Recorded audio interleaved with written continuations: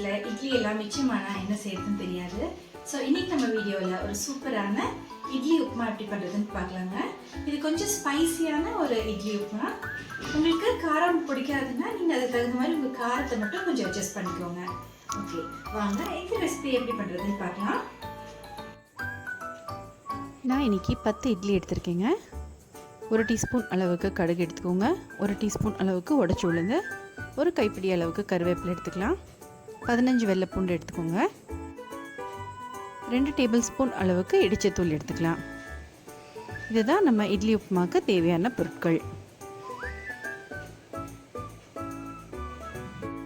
Okay friends, நம்ம இட்லி உப்புமாவுக்கு தேவையான பொருட்கள் எல்லாமே ரெடியாக இருக்குது. வாங்க இந்த ரெசிபி எப்படி பண்ணுறதுன்னு பார்க்கலாம். நான் இன்றைக்கி 10 இட்லி எடுத்திருக்கேங்க. அந்த இட்லியை நல்லா ஆற வச்சு இந்த மாதிரி உதுத்துக்கலாம்.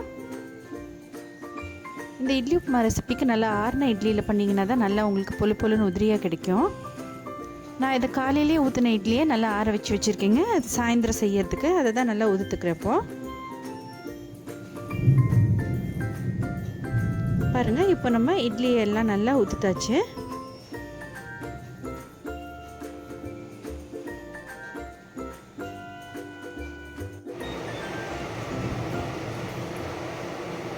இப்போ நம்ம எடுத்து வச்சுருக்கிற அந்த வெள்ளைப்பூண்டை இந்த மாதிரி 1-2 தட்டி வச்சுக்கோங்க.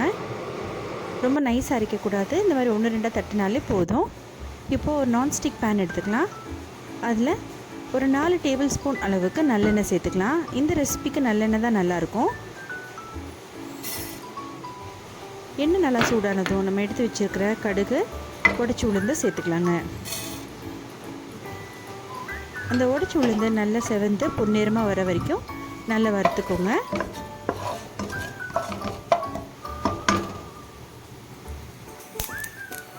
இப்போ பாருங்கள், நம்ம உடைச்சி உளுந்து நல்லா பொன்னிறமாக செவந்து வந்திருக்கு.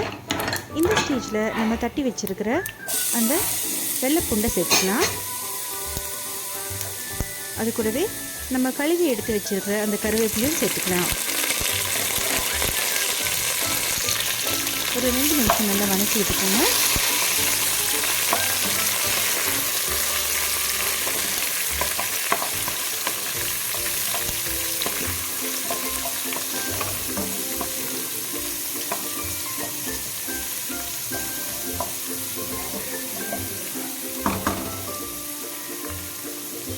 இப்போது நம்ம எடுத்து வச்சுருக்கிற 2 டேபிள் ஸ்பூன் அளவுக்கு இடிச்சத்தூளை சேர்த்துக்கலாம்.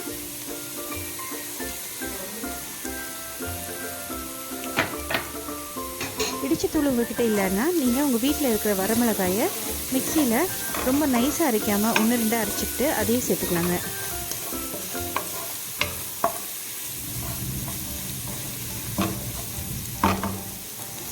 இப்போ பாருங்கள், நல்லா வணங்கிடுச்சு.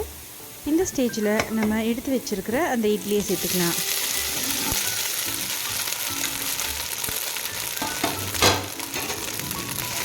இப்போ எல்லாத்தையுமே நல்லா கலந்து விட்டுக்கோங்க. இந்த ரெசிபிக்கு நான்ஸ்டிக் பேன் தான் சூட்டபுளாக இருக்குங்க.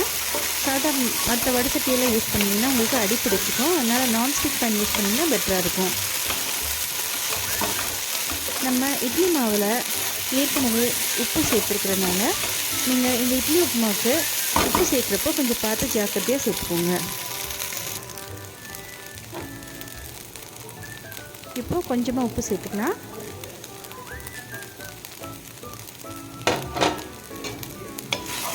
இப்போ எல்லாத்தையுமே நல்லா கலந்து விட்டுக்கலாம். இப்போது நம்ம உப்பு காரம் எல்லாம் கரெக்டாக இருக்கான்னு இந்த ஸ்டேஜில் நீங்கள் செக் பண்ணிக்கோங்க. தேவைப்பட்டால் இனி கூட கொஞ்சம் இடிச்சத்தூள் சேர்த்துக்கலாம். இல்லை உப்பு தேவைப்பட்டாலும் கொஞ்சம் சேர்த்துக்கோங்க. இப்போ அடுப்பை நல்லா ஸ்லோவில் வச்சு நல்லா ரோஸ்ட் பண்ணிக்கலாம்.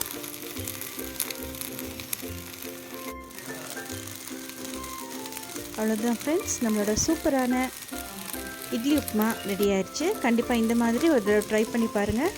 இது லஞ்ச் பாக்ஸுக்கு கூட ரொம்பவே ஒரு ஈஸியான ரெசிபி.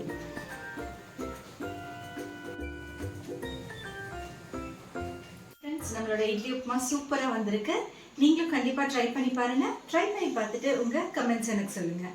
நீங்கள் நம்ம சேனல் புதுசாக இருந்தால் சப்ஸ்கிரைப் பட்டன் கிளிக் பண்ணிக்கோங்க. இன்னொரு இன்ட்ரெஸ்டிங்கான வீடியோட உங்களை சீக்கிரமாக சந்திக்கிறேன்.